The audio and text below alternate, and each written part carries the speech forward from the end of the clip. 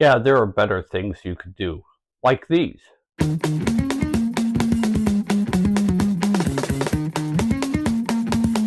Hi folks, welcome to the channel. It's Tom with Friskified Fitness, and today we're looking at the top 10 exercises every older lifter should do, or at least consider. Now, I chose the items on this list for two main reasons. First, I have two artificial knees, and second, I have a borked up shoulder that may need a replacement at some point. As such, both of those conditions kind of colored this countdown. Let's get at it.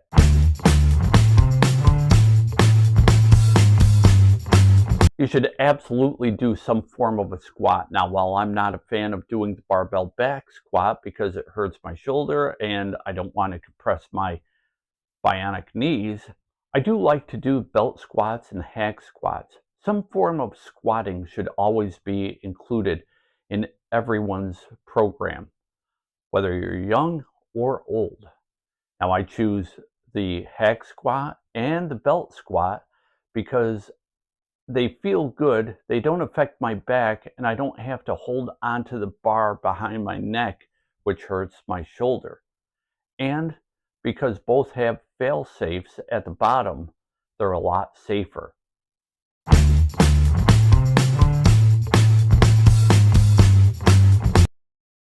Pull-ups.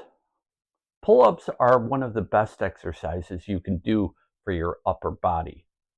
They hit your back, your biceps, your forearms, your shoulders, heck, even your pecs and your abs. It's a great exercise. Now, a lot of people do the pull downs on the machine, and that's fine.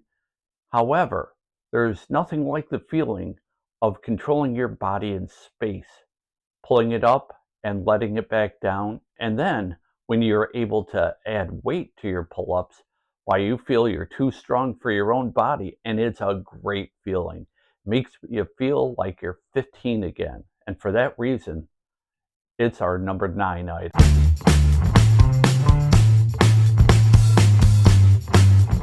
Dips have been called the upper body squat, and for good reason. They hit the majority of your muscles in your upper body.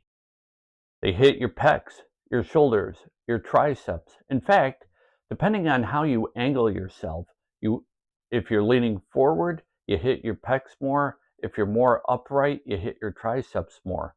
It does take some technique to make sure that your shoulders are packed and protected. But once you master that, you can actually add weight to it and overload it. And I have found, even with a borked shoulder like I have, I can still do them as long as my form is on point.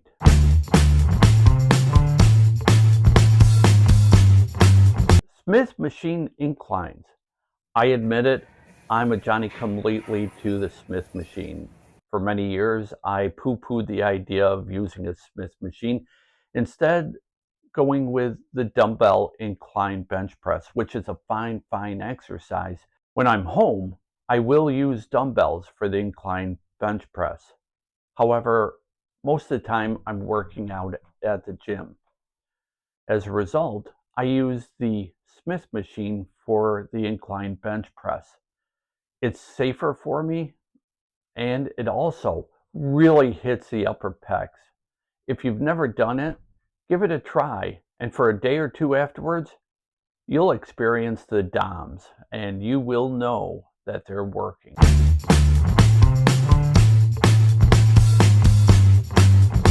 RDLs, or Romanian deadlifts, are a fantastic exercise to hit your hammies, your glutes, and a safe way to stimulate your lower back.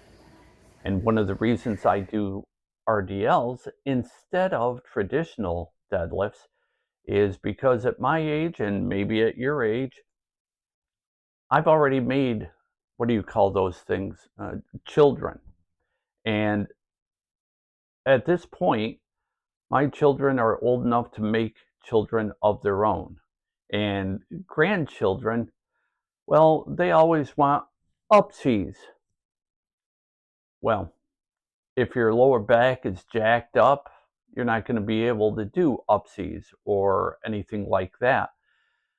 I want to have that opportunity. So I don't do traditional deadlifts. I go towards the RDLs. And they hit the muscles that I'm currently focusing on, the hammies and the glutes.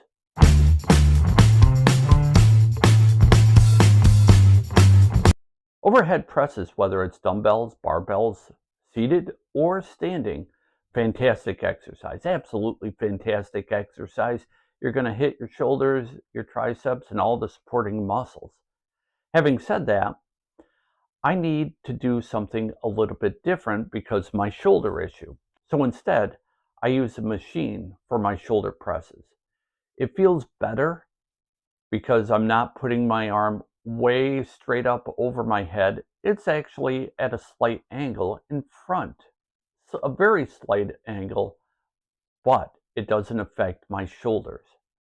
And that's why I opt for the machine version of the shoulder press.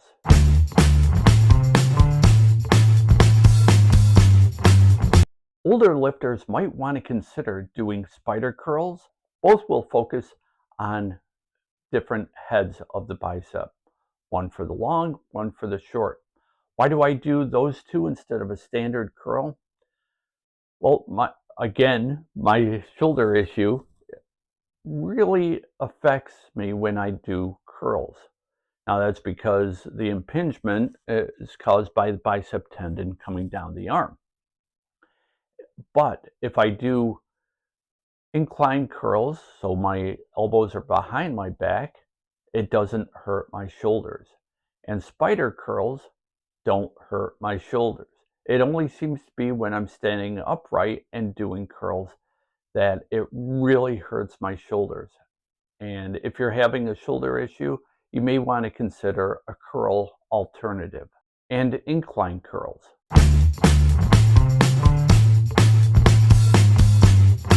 Cable rows are fantastic and a little bit safer than doing traditional barbell rows. If you're at a gym, you probably have a choice of different width attachments you can use.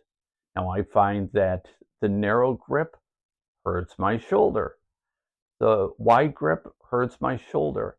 And just like Goldilocks finding the porridge that was just right, the attachment with the grips that are about shoulder width don't hurt my shoulder, and I can still feel it all the way up and all the way down my back. I can feel it in my lats, I can feel it in the lower traps, and I find it safer than doing the bent over rows. For many years I did bent over rows and I loved them. I got a lot of growth, a lot of gains out of them. However, cable rows give me all of the benefits of bent over rows, and I can adjust it a little bit easier. I can do drop sets with it easier because all I have to do is move the pin, and that takes almost no time. And for those reasons and more, I do cable rows, and I suggest if you're an older lifter, you do too.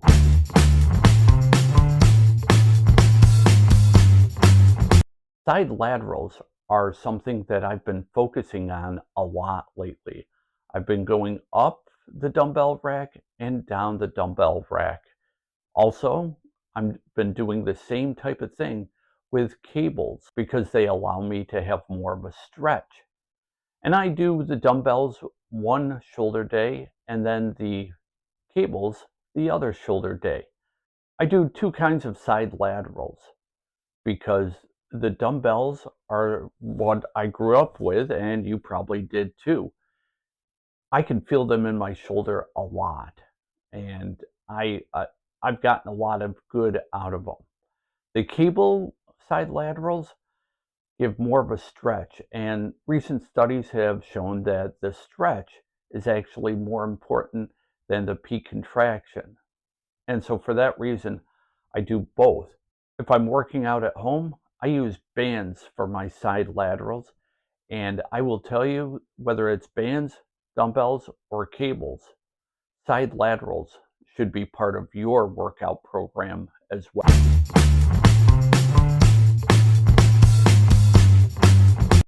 Number one on my list for no apparent reason, and it would probably surprise a lot of people, doing skull crushers on the machine.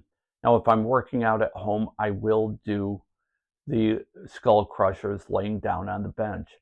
The machine is safer, and I can angle my body so it doesn't hurt my shoulder the way that a free weight skull crusher would, and does. And for that reason, it made it onto the list.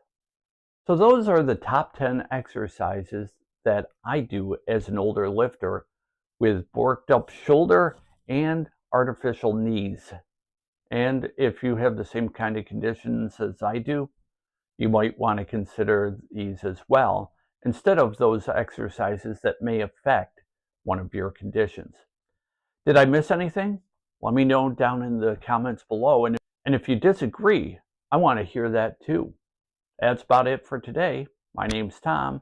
This is Friskified Fitness. We'll see you next time.